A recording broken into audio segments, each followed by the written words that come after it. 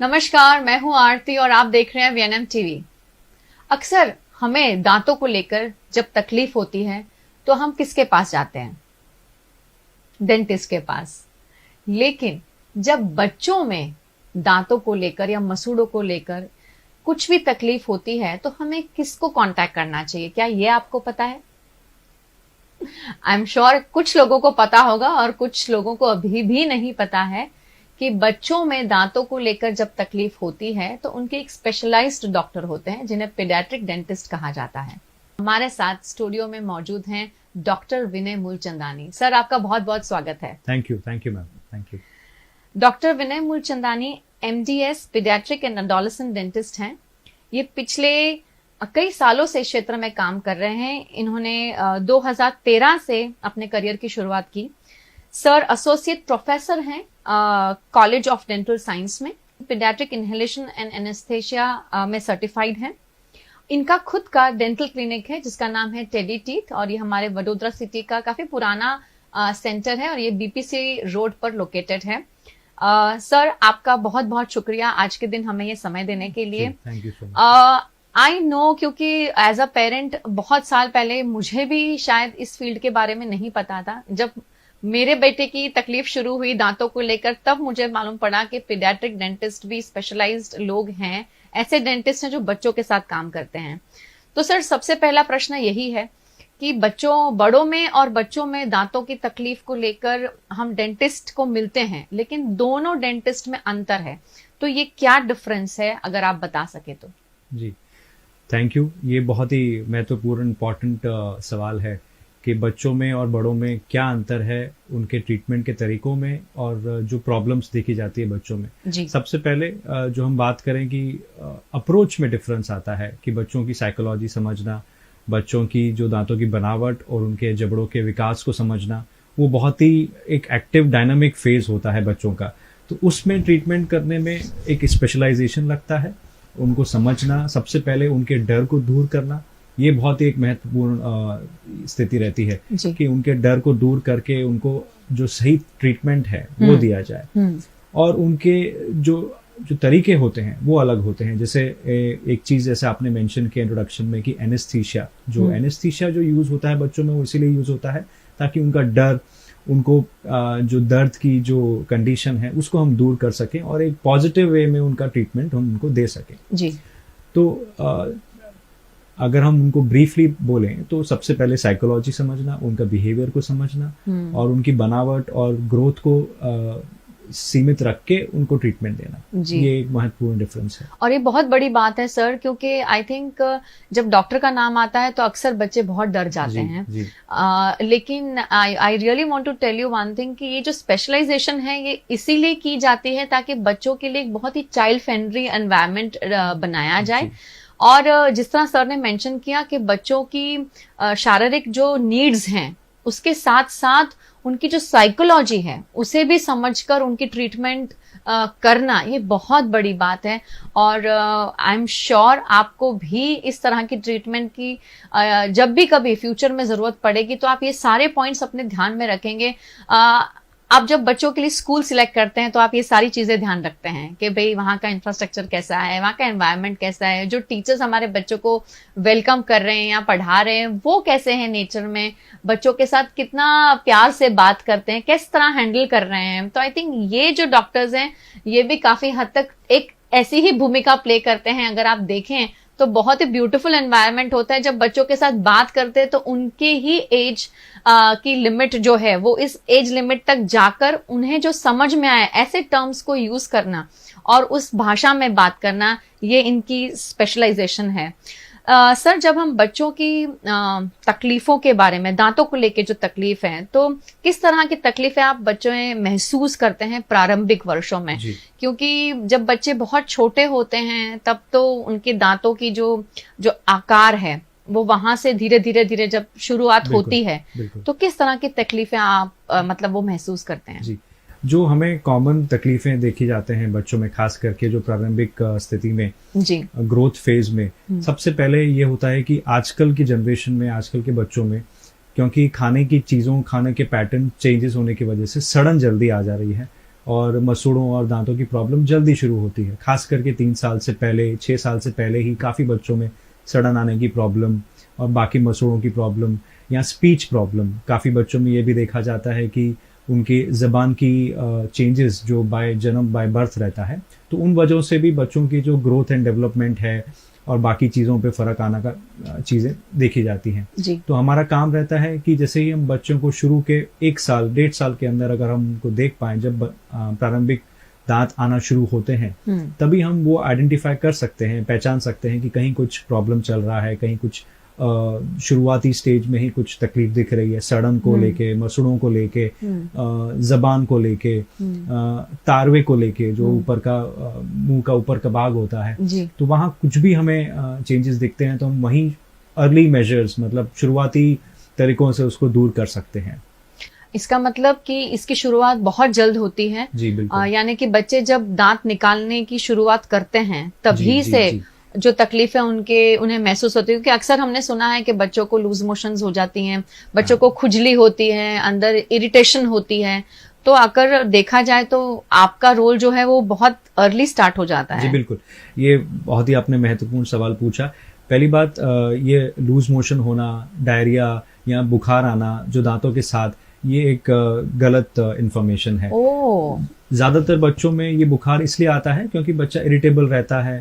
दांतों जब दांत के आने का टाइम होता है उसके 4 से 5 दिन पहले बच्चे को थोड़ा सा खुजली होना या इरिटेशन होना मसूड़ों में, वो नॉर्मल है। लेकिन क्योंकि बच्चे उस फेज में जो भी बाहर की कोई भी चीज मुंह में रखने की आदत होना शुरू होती है, बिकॉज उनको दबाव से उनको रिलैक्सेशन मिलता है जी, तो उस वजह से शायद पेट खराब होना, डायरिया होना वो आता है, न कि वो दांतों की वजह से डायरिया होना या बुखार आना होता है। हाँ, बच्चा रोता है, इरिटेबल होता है, तो उस वजह से फीवर, थोड़ा टेम्परेचर 99 तक आना, वो नॉर्मल होता है। पर इस अवस्था में काफी पेरेंट्स हमारे पास आते हैं कि 2-3 दिन से बच्चा सोया नहीं है, काफी तकलीफ में है, तो इसमें सिंपल चीज़ों का ही आप प्रयोग कर सकते हैं, जैसे कि उसको आप मसाज कर सकते हैं। जैसे आप हल्का, बच्चों का जो बेबी ब्रश होता है, सॉफ्ट ब्रश, उसी से ही आप मसाज कर सकते हैं। मसाज से ब्लड सर्कुलेशन इंप्रूव होने की वजह से काफी हद तक बच्चे को राहत मिलती है। नहीं तो टीदिंग रिंग्स आते हैं, टीदिंग रिंग्स को आप फ्रिज में रखिए, थोड़ा ठंडे टेम्परेचर में रखिए, तो उसके दबाव से, कुछ भी ठंडी चीज के दबाव से भी काफी हद तक बच्चे को राहत मिलती है। और हम ये एडवोकेट करते हैं, या ये हम बच्चों पेरेंट्स को हम बताते हैं कि आप जो सब्जियां हैं, जैसे कि गाजर हो गया, खीरा हो गया, उसको आप थोड़ा ठंडा रखिए और वो बच्चे को आप हल्का हल्का उस पर दबाने के लिए बोलिए खाने से, तो कुछ प्रेशर की वजह से बच्चे को राहत मिलती है।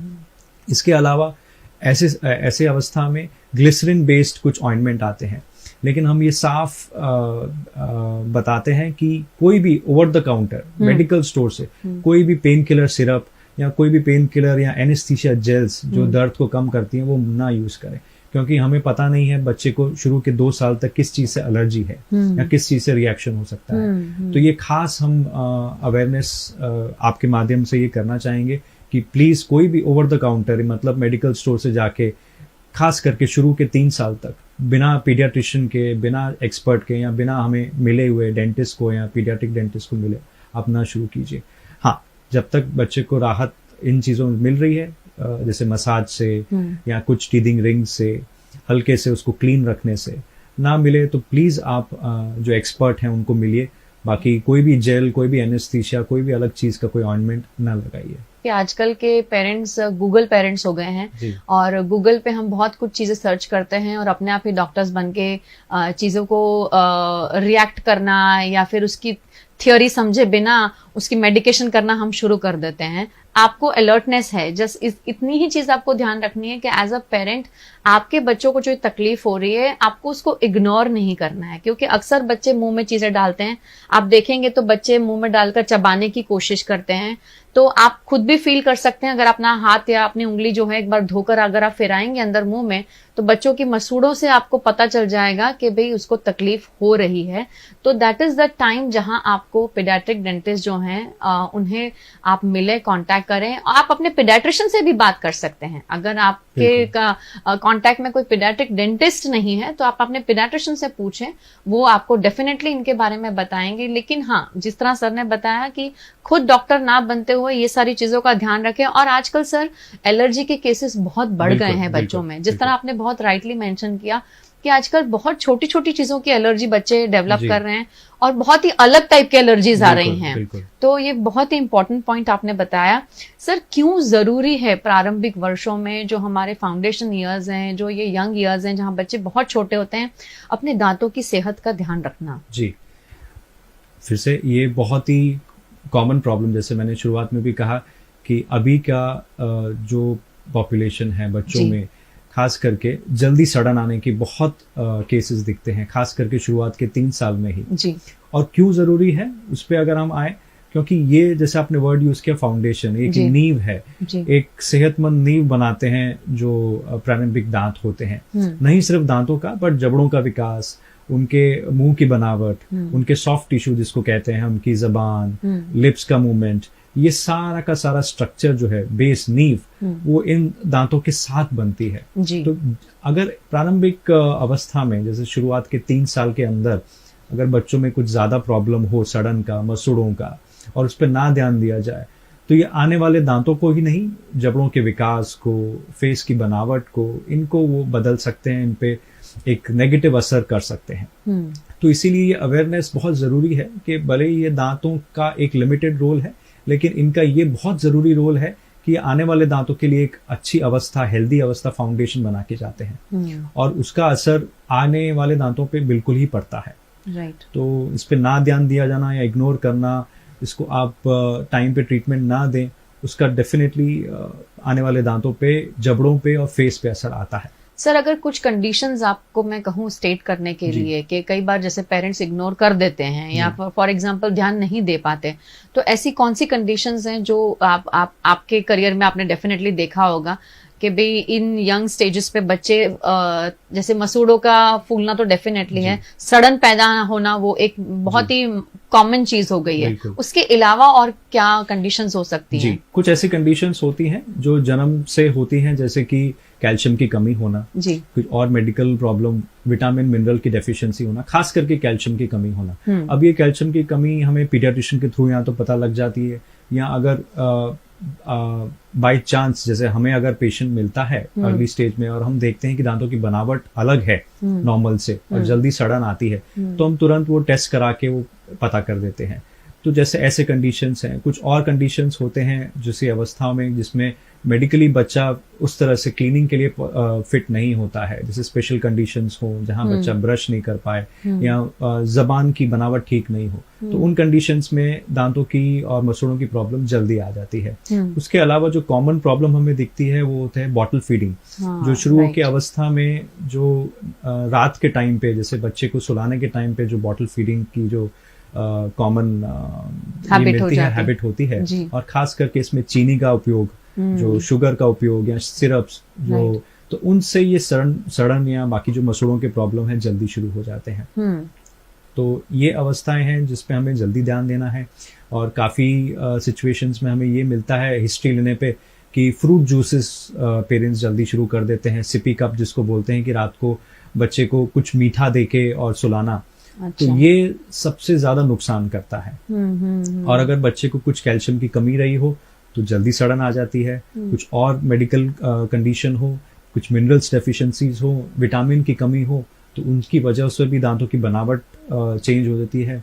और ये हम जो अवेयरनेस है, जिसको हम प्रिवेंटिव अवेयरनेस कहते हैं, प्रेगनेंसी से हम शुरू करते हैं कि जब बच्चे का अर्ली डेवलपमेंट होता है, जो फीटल डेवलपमेंट है, उस स्टेज में अगर मदर को भी डेफिशिएंसी रही हो, विटामिन की डेफिशिएंसी, फॉलिक एसिड की deficiency, calcium deficiency, phosphate deficiencies, तो इन डेफिशिएंसीज का असर सीधा सीधा बच्चों पे भी आता है, क्योंकि दांत और जो हड्डी होती है दोनों के लिए कैल्शियम और फॉस्फेट बहुत जरूरी होता है।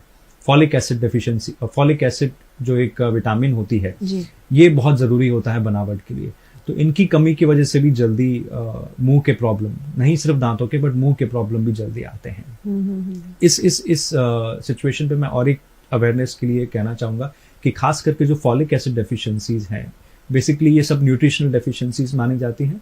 उसकी वजह से आप शायद ये चीज देखी होगी कि कटा हुआ होंठ, जी, कटा हुआ होंठ जिसको हम बाकी लैंग्वेज बोलते हैं क्लेफ्ट लिप, या कटा हुआ तड़वा जिसको मुंह का ऊपरी भाग, वो जुड़ नहीं पाता है जन्म से, और ये बाय बर्थ या जन्म वाली सिचुएशंस होती हैं, कंजेनाइटल जिसको बोलते हैं। तो ये सिचुएशन भी न्यूट्रिशन डेफिशिएंसीज की वजह से आ जाती है। और काफी हद तक ये, जैसे अगर हम बच्चों को बहुत ही शुरुआत 6 महीने साल भर तक अगर हम अच्छे से एग्जामिन कर पाए तो शुरुआत के कुछ चेंजेस हम उसको रिवर्स कर सकते हैं। अच्छा, तो आई थिंक ये सभी बातों में एक ही चीज रिफ्लेक्ट होती है कि अर्ली आइडेंटिफिकेशन बहुत जरूरी है, और जो आपने पहले भी जिस पर जोर डाला कि अगर हम अर्ली उस चीज को आइडेंटिफाई कर लेते हैं तो उससे जो पूरा नुकसान है उससे होने से बच जाएगा। बिल्कुल बिल्कुल जी।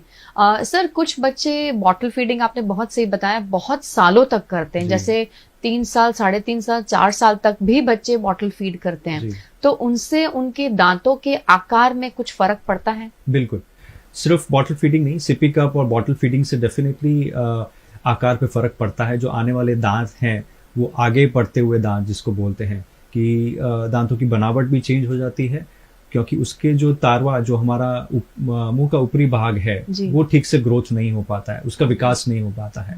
तो जो नए वाले दांत हैं, जो आने वाले दांत हैं, वो काफी आगे दिखते हुए, सामने दिखते हुए ग्रोथ उसमें हो सकता है।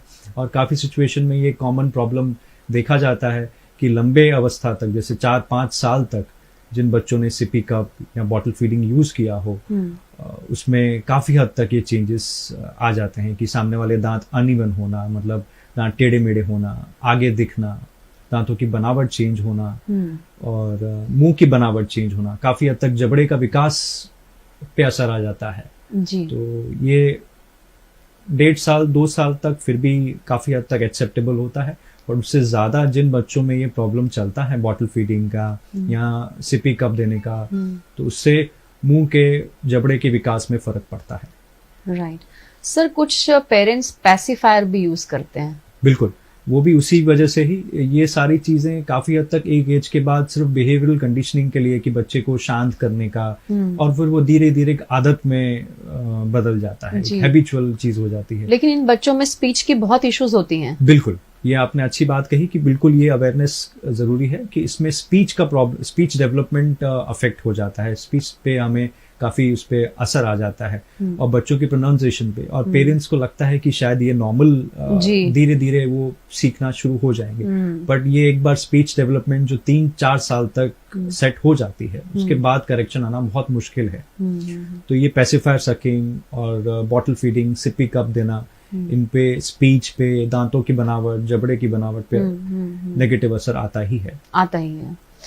सर, बच्चों में और एडोलेसेंस में जो आपका लाइन ऑफ ट्रीटमेंट होता है, वो और बड़ों की ट्रीटमेंट में क्या डिफरेंस है?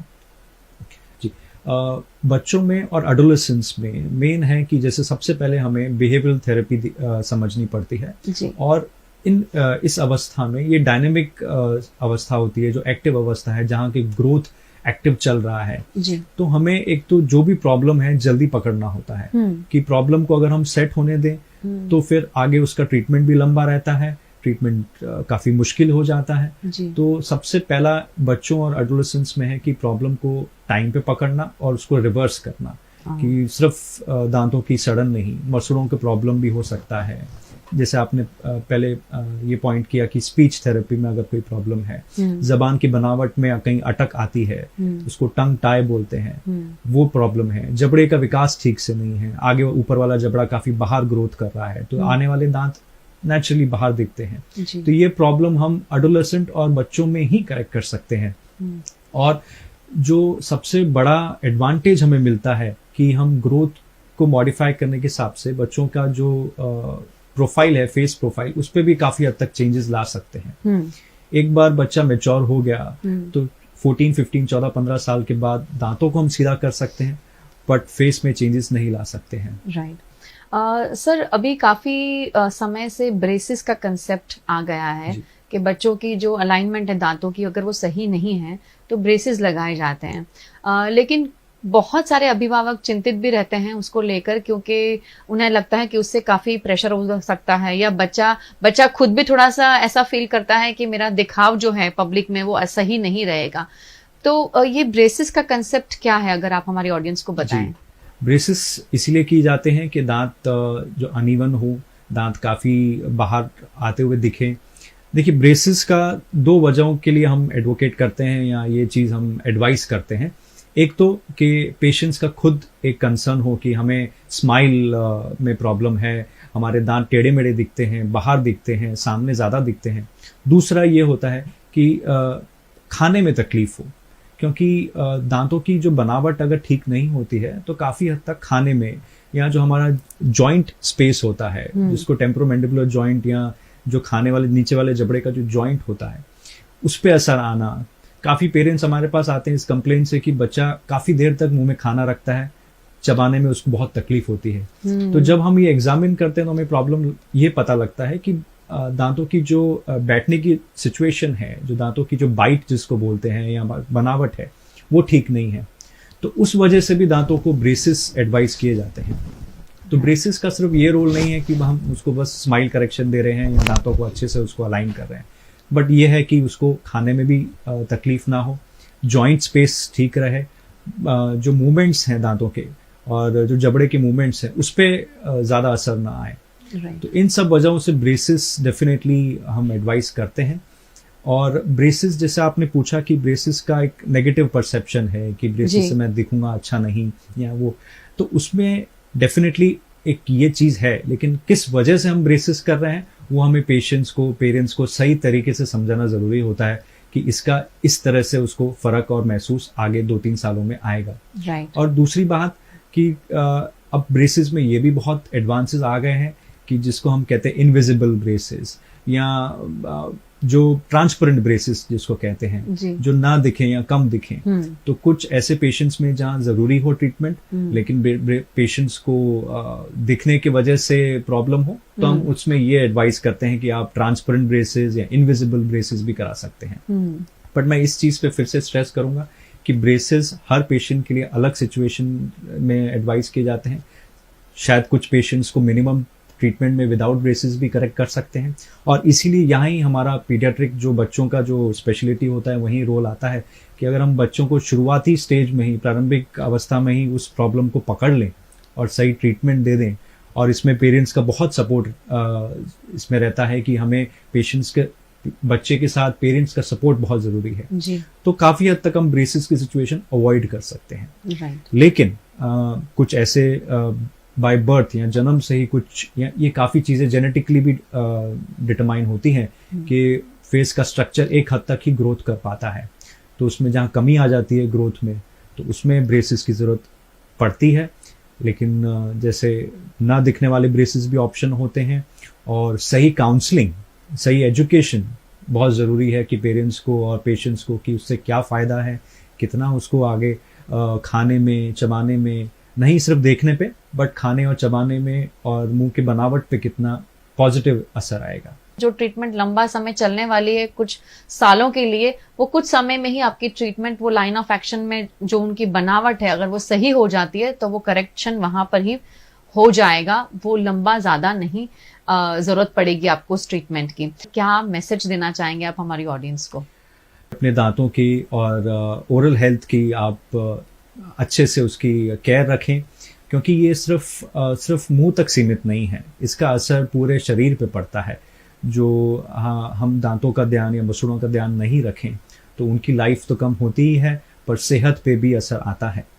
और मोस्ट इम्पॉर्टेंट, जो बच्चों की जो प्रारंभिक अवस्था में उनका न्यूट्रिशन, जो सेहत, जो वो अच्छे से खा पाएं, उनको न्यूट्रिशन मिले, क्योंकि काफ़ी बच्चों में दर्द, दांतों के दर्द या मसूड़ों के दर्द की वजह से बच्चे खाना कम कर देते हैं, उनका पोषण साइज कम हो जाता है। तो उस वजह से भी ये है कि उस पर ध्यान रखा जाए। और हम यही एडवोकेट प्रमोट करते हैं कि आप जैसे ही बच्चों का 1 साल की उम्र हो तो आप एक बार अपने डेंटिस्ट को या पीडियाट्रिक डेंटिस्ट को मिलें, उनसे जस्ट एक अवेयरनेस के हिसाब से, एजुकेशन के हिसाब से आप उनसे इंफॉर्मेशन ले लें कि दांतों को किस तरह से सेहतमंद रखना है, मसूड़ों को किस तरह से हेल्दी रखना है। तो आगे चल के आप काफ़ी हद तक ये जो प्रॉब्लम है दांतों की और मसूड़ों की प्रॉब्लम अवॉइड कर सकते हैं। Thank you so much doctor Vinay, आपका आज अपना इतना समय हमको देने के लिए। एंड आई एम श्योर जो ऑडियंस हमें देख रही है और जो पेरेंट्स स्पेशली जो ये एपिसोड वॉच कर रहे हैं, अगर आपके बच्चों को ऐसी कोई तकलीफ है तो प्लीज आप डॉक्टर विनय का कांटेक्ट कर सकते हैं। आप हम तक पहुंचे, हम आपको उन तक जरूर ले जाएंगे, या फिर आपके जो पीडियाट्रिक डेंटिस्ट हैं आप उन्हें भी कांटेक्ट करें, आपके पीडियाट्रिशियंस को कांटेक्ट करिए, वो भी आपको डेफिनेटली इसमें हेल्प करेंगे।